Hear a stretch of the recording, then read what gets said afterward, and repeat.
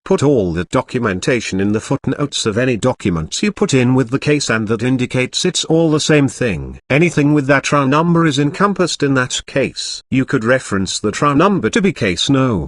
Such and such. Connect it all together like Tinker Toys. Eric, that TRA number I'm going to reserve specifically for this case. Any other case I'll use a different TRA number, correct? CW different TRA number. Yeah, different trust. Eric, I've got to do that because I can't see paying them that $468, and it would be a great opportunity to put this technology to work to get into an in-camera hearing and have a real-world situation. If I do get an in-camera hearing and for some reason it doesn't go the way that I want to, can always go back and express again and get another hearing. CW yeah. Probably with some new trust trees. Eric, what would be new trust trees? CW any new motions into the court, you could turn them into special deposits also and turn them into another trust. Eric, at that point we could figure out a motion to do that. Maybe I can't pay the fine because there is no lawful money. CW in chambers. Yeah, you could say that kind of stuff. Eric, so that would be another motion to get back into chambers? CW yeah.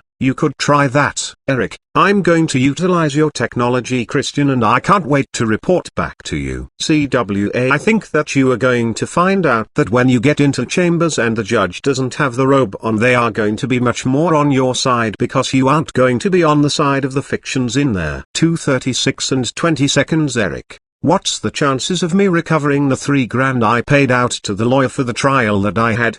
Do you know of any method to do that? CW well, if you've got the bond in the background that was attached to the case that has all the derivatives from you are going to get the disbursement from that. If that's going on the assumption of say $4 million on the county and $40 million for the state and $400 million for the federal, per count, you are talking about a lot of money. Eric, these are misdemeanors. Are they at that level? CW yeah. That's what is really operating the courts. The value of your case on the public side probably doesn't pay the judge's lunch bill. Eric, what you are saying is I could get the disbursement for this $400 million. CW yeah, for all the bonds that are in the background. All the derivatives that are attached to this case, all the bid bonds, performance bonds, and payment bonds. All attachments and proceeds therefrom. This is going to encompass the whole thing.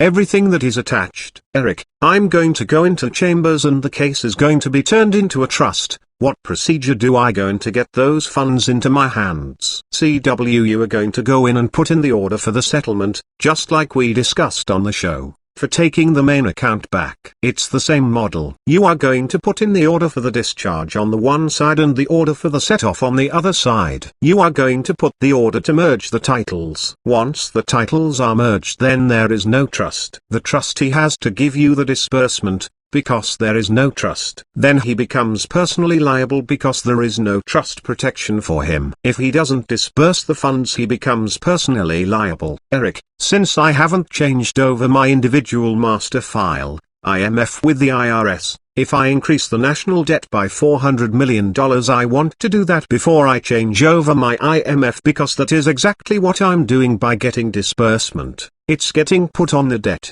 Right? CW if they give you debt titles back, you are not going to put them back into circulation in the public. You are going to tell them, hey, put the remainder, after I've done the merging of the titles, if there is anything left over there, put that in this new trust that I'm going to establish. Then start generating some interest on the public side for that in a new LLC. Eric, so, for example, if I generate some interest, say 10% on $400 million, I can write a check off of that 10%? Is that what you are saying? CW yeah, if you could get the interest into the LLC, you might be able to do it that way. What may hold you up is they may seize the funds anyway because you are still effectively connected in as a debtor, because that original master file might not be corrected. Need to correct the IMF first. It's the same reason why they are claiming, or freezing up, the OID funds. Eric, if they were to seize the funds, and they may not,